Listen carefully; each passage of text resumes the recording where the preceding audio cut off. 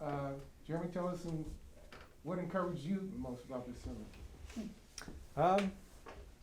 Yeah, I think for me in the kind of the third, the third draft and third author's point, I landed on and trying to twist an argument of this kind of almost template of what God's anointed king should be like, and then seeing how Christ lives that, but even greater and even better fulfills that. I thought was just a cool point, but also encouraging just for me, where I thought, you know, even if I don't necessarily preach the text perfectly or to the author's point, I at least preach Jesus pretty well, I think. I don't know. But that was encouraging to me. I like that a lot, seeing that. Let's go around this way, Simeon.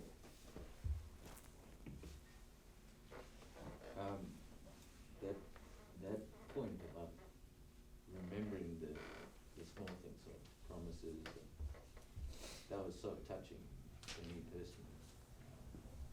It just, through encouragement, you rebuked me. I remembered times where I'd said things in kind of jest, but not kept. No, thank you for that. I was encouraged by not only the way you pointed us to Christ, but then also just the encouragement that he's faithful to fulfill his promises, which is a good reminder. Cool. Archie. Yeah. Oh, I'm sorry. Yeah, sorry. Similarly, yeah, just your whole point. It's uplifting, it's encouraging me, it's fuel to keep going, to remember that, you know, even better. David kept a really good promise really well, and Jesus does it even better. So that just, yeah, keeps you going on. Cool. So. I too was encouraged by the whole remembrance, just the idea that he remembers even the small things. That was very encouraging to me. Cool. Thanks for the word, Jeremy. I was encouraged by the fact that we have promises that have implications that last for eternity. You did a good job connecting how wonderful a picture it was here, but then connecting with us, like our promises we receive have eternal implications. So I was encouraged by that. Yeah, I was also encouraged by your line that Jesus fulfilled promises that don't fade but last eternally. Yeah, similarly, I think that what was encouraging is that I had a good idea from the very beginning of where you were headed, and that only continued to grow in appreciation as the sermon went along. Tom, I was just struck by just thinking of Jonathan's son, crippled, what he must have thought of his future, and with no idea of what God had in store for him. So it blessed me just to know that God just blesses you just unexpected times. Okay, and what was the challenge? What did you try? You think you didn't quite make it, or what did you think didn't quite land like you wanted it to? I mean, there's a couple. I keep alluding to it, but I had 3 different authors' main points for this passage, and 3 manuscripts. Most were just notes, long notes, and so I kept struggling. I couldn't figure out what the author was trying to say with this, especially where it was placed. I really struggled with that. So the one I landed on, I'm okay with, but again, I still don't know if it's too much analogizing. I don't know that word. You know, Right. or if it is an okay interpretation. That one I really struggled with, but then also the landing the plane. I couldn't quite figure out one text to use, nor how to get all what I was trying to think and say in a more succinct way.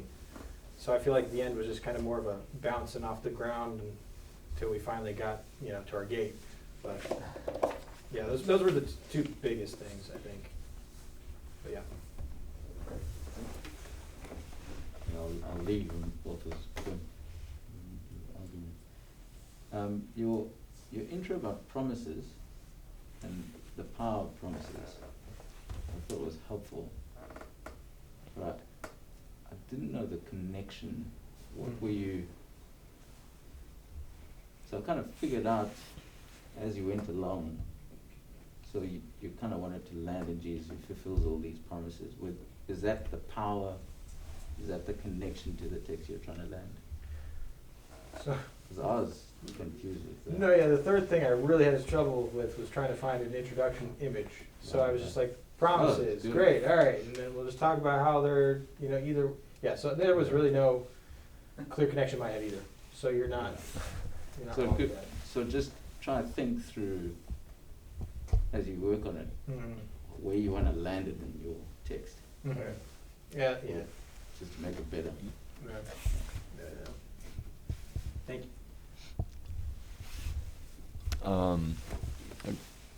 You didn't always seem clear on how your points connected to your main point, and you kind of spoke to that a couple times, and you're like, hey, you might be wondering, how's this, like, I'm gonna try to explain, and yeah, I don't know that by the end of it necessarily, I think I felt what you were feeling as you were presenting, like, I'm not quite sure how these are kind of pushing, because some of them were kind of doing different things. Like your first one was doing something different than your 2 and 3. So yeah, I think just keep working on that, tightening that. Some of your moves forward were a bit ambiguous initially. So like in your second point, like when you would try to bring it, so you were clear talking about Mephibosheth getting status again, but then you said something like, we need to come to Jesus because then we reclaim our status. Yeah. And you didn't tell us what that was. You kind of touched at it at the end again, but I was just like, huh? And then same thing with lineage, like what does it mean for me to have like lineage? So that could be something to be spelled out. Thank you. In your conclusion, I thought you had to your point, and you've already explained it, but it's like you had a lot of good stuff, but it was like, man, if you could organize this, Right. that would like really, Yeah. man, you could have landed that piece, because you had it seemed like you had all the elements, but not in some kind of, you circled around a few times. It's like, okay, am I missing something, or is he just trying to land someplace? Even though what you were saying was good, if you can get that clear in your mind, I think it would really be good. As far as the 3 points, appreciated the headlines and the alliteration. And you brought this up as you were preaching. I felt the third point felt a little bit like the younger brother to the other 2 points. And it seemed to take away from some of the strength and like the energy that you had a bit. And looks like he probably got married here. It felt like it pulled away a little bit from the strength. So I don't know if it's combining it into the reclamation point, just making that a sub point, or identifying it more uniquely. I think could strengthen it. Thank you. Also with your 3 points, it was very clear where you were. I just wasn't sure how the 3 points, like your transitions, it was just like, okay, done with that point, on to the next one. Yeah. So I wasn't sure if maybe you could make them feel like they were building on one another more, or related to one another more. So it didn't necessarily seem like you were saying that we were David, but you were kind of saying we were David, right? So it didn't make the whole kind of like one-to-one correlation, just as David, so we. But it also could have used a little bit more like distance, right? Where it's like in an analogous way, or this reminds me of the way we're supposed to be. Something that just kind of doesn't confuse the listener that like, oh yeah, I'm David.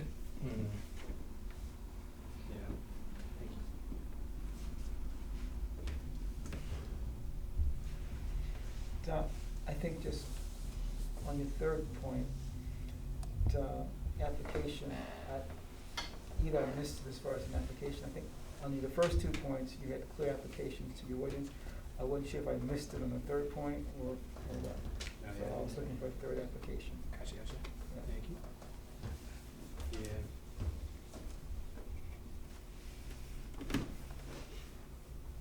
I'll go for it.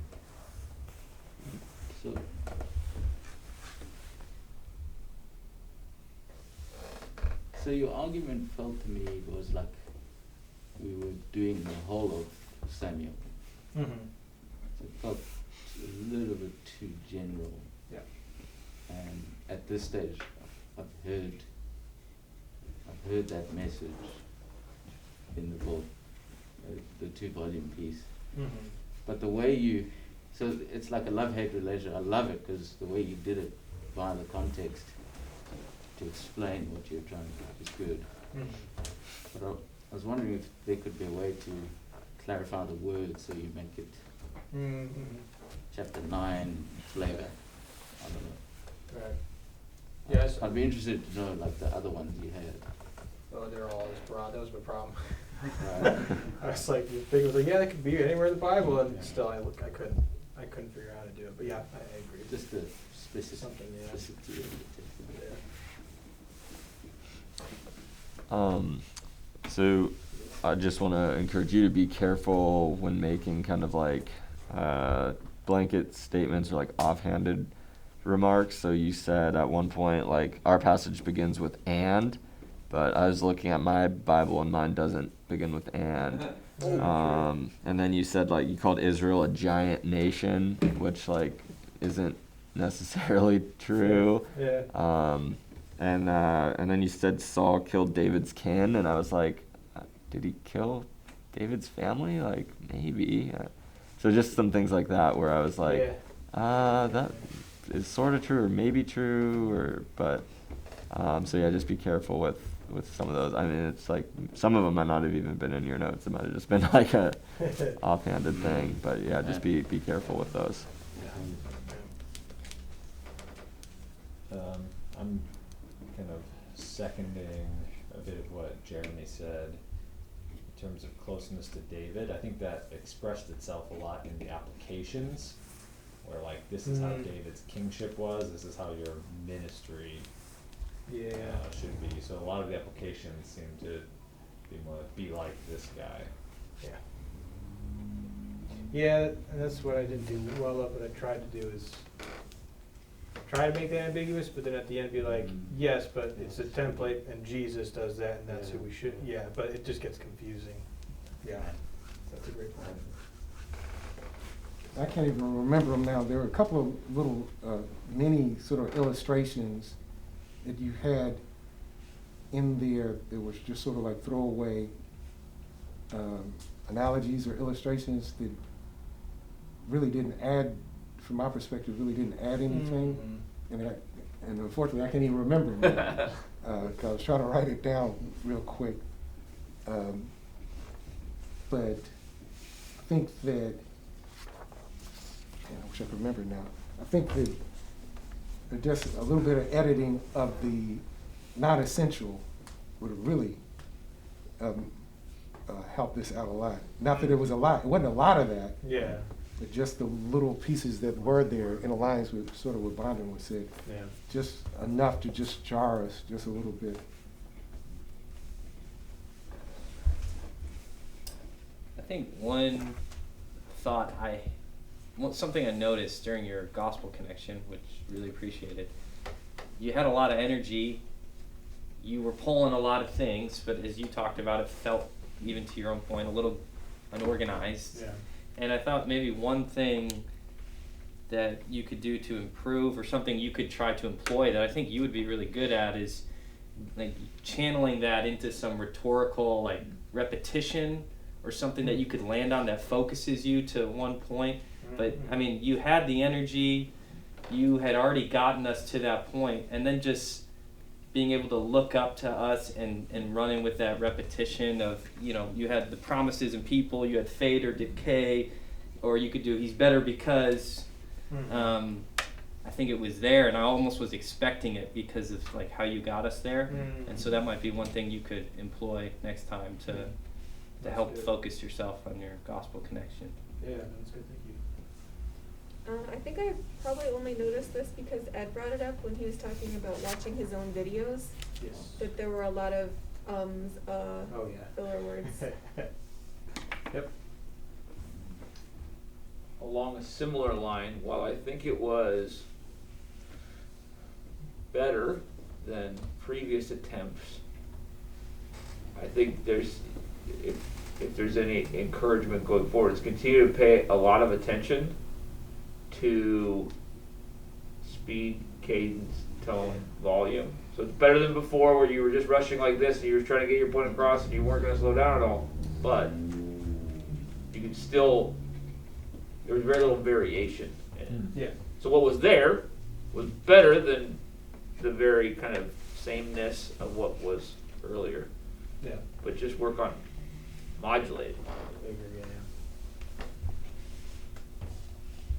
I think, secondly, I would simply say, Jonathan's son, fellow chef, we mentioned him, we mentioned him, the son, and possibly, I guess, marriage. I don't think the text doesn't really say too much about that, Yeah. you know. I don't think I would have, just kind of, maybe let that alone, yeah. Okay, so what do you feel you did well? I showed up today. Ah! I don't know. Oh boy. Well, I think after the two other drafts, I was at least happy with this one. The first two, it was just blatant that I didn't know what I was doing. This one, I at least feel like I could pretend a little better. But that and I think moving. So this, I did a manuscript, obviously, as opposed to doing an outline, and I think, as Meeks was saying today to Baxter, there's that not weird, there's a middle ground you gotta go to before you can get to outlines, and so I think it's very clear that this was decent, the past two I've done were really, really bad, so finding that middle ground or working my way towards there through manuscript would be a better way to go about, so I at least felt stronger with it in front of me, which maybe is a crutch, but I don't know. Jeremy, I appreciated it. I really did. What the other Jeremy was talking about, the progress made was evident. Yeah. So I love I criticized you for your intro, but I actually like the concept you're gunning for to bring us in. And then what you did to then just briefly explain the context. It's very helpful to set the thing. Cool. Thank you. Yeah, I thought one of the strengths today was your explanation of the text.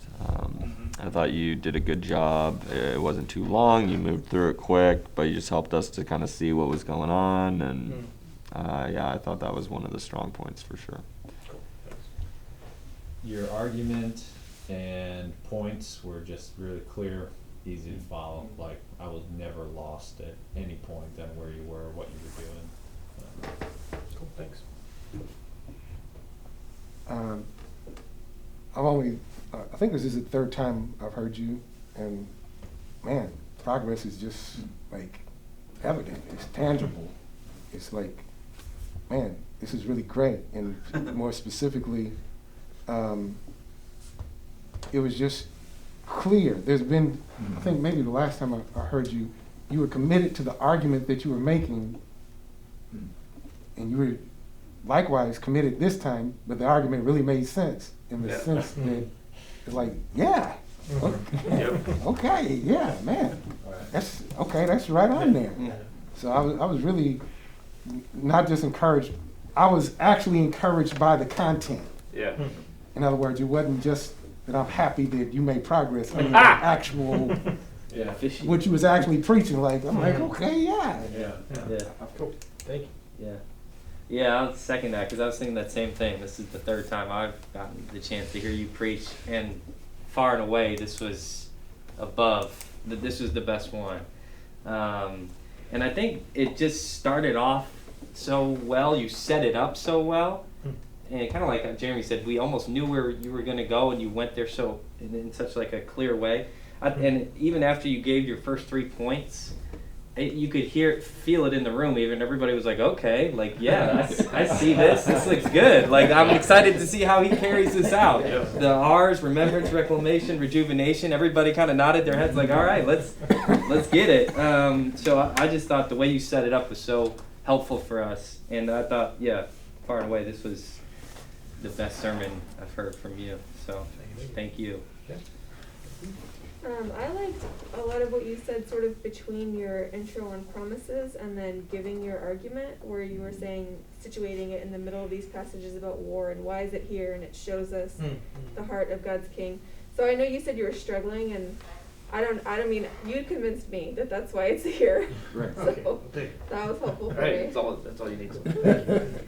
I thought you did a good job, this kind of piggybacks off of Bondens, of highlighting in helpful but brief ways, but doing a very good job of highlighting the surprises in the text.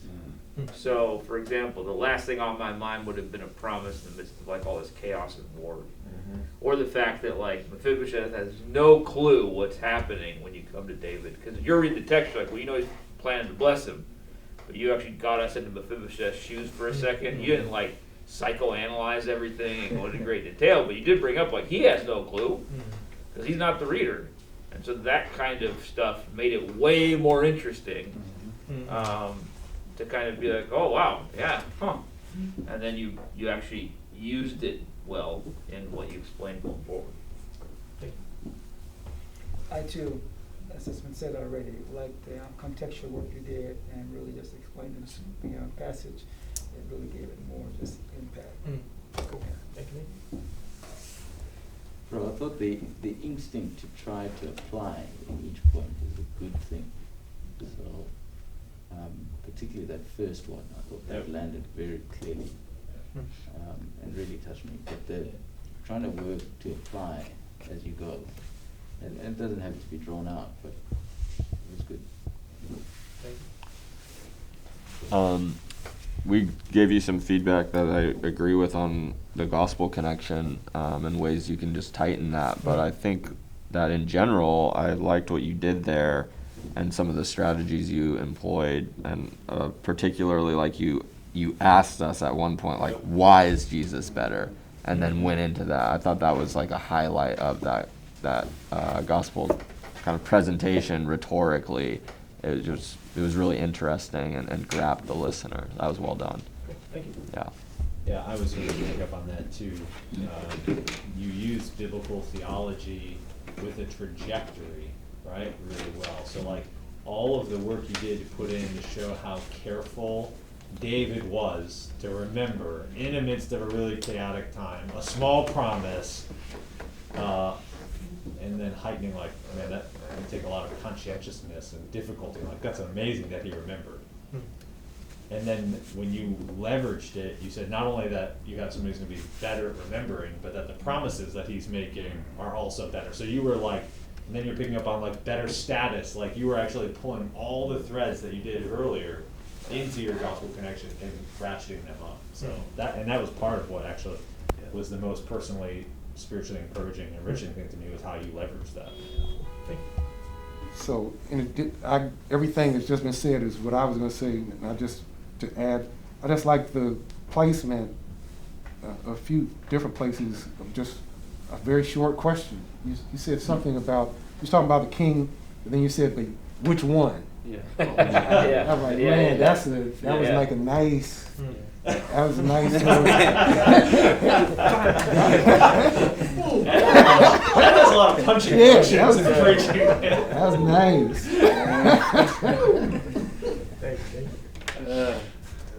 Yeah, I wrote that down too, the which one. I like that. I want to go back again to this application. You've heard it a lot, but the first point application, I think it was also just your tone, like a tone that I hadn't heard from you before, where you said, I hope you take your promises seriously too. Yeah. And I was like, man, because you were communicating this expectation, this application from the text with this weight of an expectation from like the guy that's preaching to me. Like, I hope you take your promises seriously too. And I just thought that tone, how you switched it up on your application, I don't know how I would describe it, but that was great, and that ministered to me, and it made me think like Synod. I was convicted. It got me thinking. So thank you for that. I thought that was really good. I think you did a great job crafting your argument sentence and making it something it's just a normal sentence, so you were able to say it several times throughout your sermon, And so I heard it lots of times, but Yeah. a couple of times I didn't realize I was hearing your argument sentence until a few seconds Mm. after you said it, because it was just such a good, natural sentence. Hmm. So I think you did a good job because of that, using it throughout your sermon and arguing to it. So I agree with Ed that there was like this illustration that kind of seemed like a throwaway thing that didn't do much, but it was a good one had it been more thoughtfully applied, which was the thing about the organ donor, right? Yeah. Because it was like it was like, oh well, actually, like if you would have actually turned the corner on that thing, it would have been great. And you had this one line which was great because it was kind of like the surprising gift of a new day or whatever. Like Yeah. that would have been rad if you would have actually like torqued down on that thing and been like, see, he doesn't just like, he's not just not killed. He actually gets exactly what he needs in order to live, right? When he thought death was on the line, that kind of thing. Yeah. That would have been, so that was good instinct. Just when you find something like that, work it instead of just kind of like tossing it out there in the ether. Yeah. Because that was solid. And I too just liked your ministry applications that you made, especially the first 2 points that I heard. That was good. And then just second, you just felt like he was really presenting your argument just throughout. You knew where he was going all along, even pace. There you go. Thank you. That's good, man. Well, Thanks, Jeremy.